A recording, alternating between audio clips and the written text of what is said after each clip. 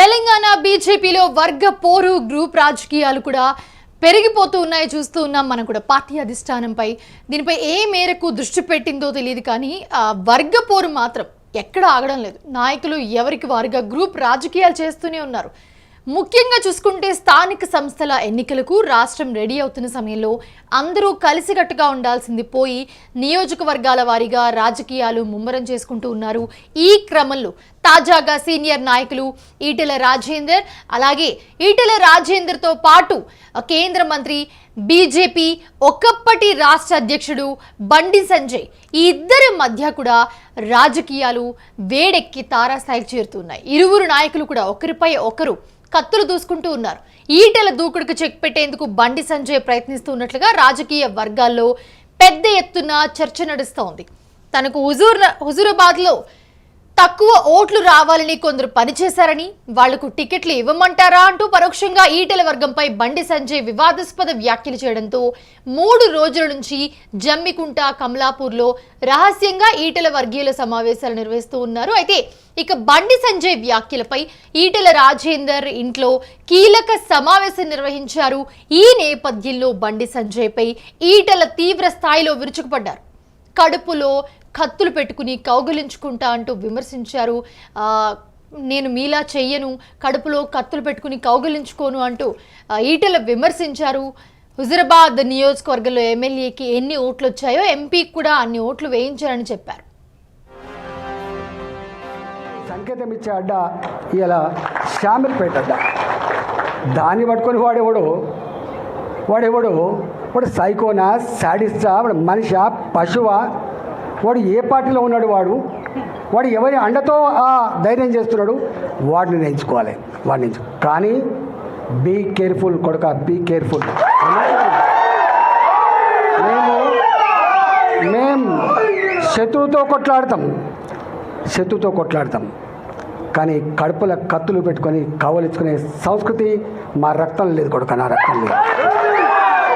ఇవాళ మీరు ఎవడెవడు సోషల్ మీడియాలో పెడుతున్నారో ఏమేమి రెచ్చగొడుతున్నారో ఏమేమి చేస్తున్నారో మొత్తం పైకి పంపించే ప్రయత్నం చేస్తా నేను అనుకుంటున్నా సంస్కారం ఉందని సభ్యత ఉందని ఇట్లాంటి వాటిని అరికడతానని చెప్పి భావిస్తున్నా అరికట్టకపోతే నష్టపోయేది ఎవరో అర్థం చేసుకోండి మీరు నష్టం మాకు కాదు మాకు ఏం తక్కువ ఉంది అసలు మీరు ఎవరు అసలు నీ శక్తి ఏంది నీ యుక్తి ఏంది నీ చరిత్ర ఏంది మా చరిత్ర ఏదిరా 2002లో వచ్చిన నా జిల్లాకి 2002లో వచ్చిన నా జిల్లాకి 2 సార్లు నేను జిల్లా పార్టీ అధ్యక్షుడిగా పనిచేసిన నేను 2 సార్లు జిల్లా మంత్రిగా పనిచేసిన నేను నా అడుగు పడని గ్రామాలు లేవు కరీంనగర్ జిల్లాలో ఉమ్మడి కరీంనగర్ జిల్లాలో నా అడుగులు పడని గ్రామాలు లేవు ఉమ్మడి కరీంనగర్ జిల్లాలో నేను కరీంనగర్లో ఉంటే పొద్దున ఉదయం పొయ్యి ముట్టిస్తే రాత్రి 12 గంటలకు కూడా ఆ పొయ్యి ఆరిపోయేది కాదు ఒక్క హుజూరాబాదు ఒక కమలాపూర్ వచ్చిన వాళ్ళు కాదు బిడ్డ మొత్తం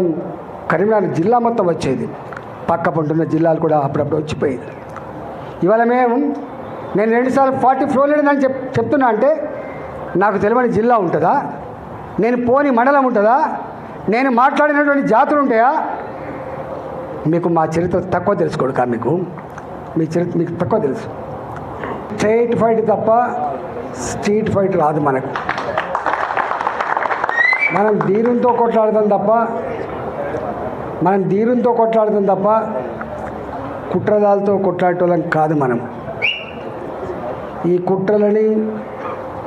ఈ కుతంత్రాలని మీదికొక మాట లోపలికొక మాట మాట్లాడటం ఏదైతే మీరు అంటున్నారో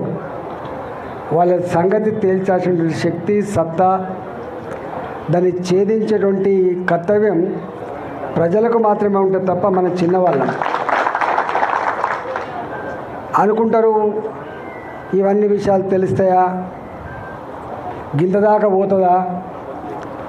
కానీ కాలం చాలా గొప్పది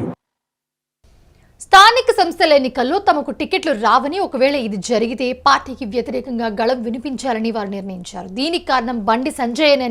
వారు చెప్తూ ఉండడం గమనార్హం అయితే హుజూరాబాద్లో ఈటెలకు మద్దతుంది ఆయన వరుస విజయాలు కూడా దక్కించుకున్నారు అక్కడ గత ఎన్నికల్లో మాత్రమే ఆయన పరాజయం పాలైన